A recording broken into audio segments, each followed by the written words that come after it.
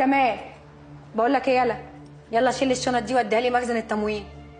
انت بتكلميني انا يا ست سميحه؟ بكلمك انت. في حد غيرك واقف وانا مش واخده بالي؟ هو انت مش الصبي بتاع ابويا؟ مات. تتهبلش في مخك ولا ايه يا بنت انت؟ في ايه ياما؟ لا اله الا الله.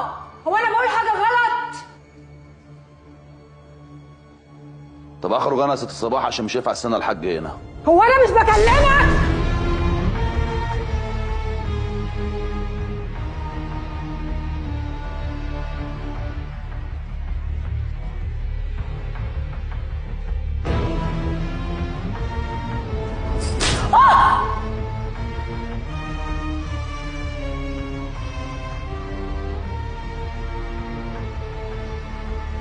انت بتضربيني عشانه؟ واكسر رقبتك واديكي بالجزمه عشان ما عملتليش احترام. بتهين الراجل الجدع ده في مكان اكل عيشه. ماشي ياما ماشي. اوعى.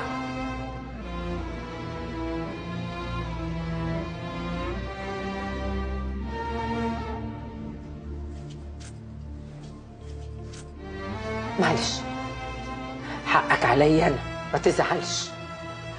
قدرها اختك، هي حاسه انها مظلومه وان الدنيا كلها جايه عليها. ما تزعلش. لو واحده غيرها كانت عملت كده كنت هنتها، بس انا سكت اعتبارا ليكي وللحاج. وانت زعلك غالي عليا قوي يا عرب. الكلمتين دول عندي بالدنيا. حصل خير يا ست صباح. ما تقوليش يا ست صباح، قولي يما. العفو، العين ما تعلاش عن الحاجب.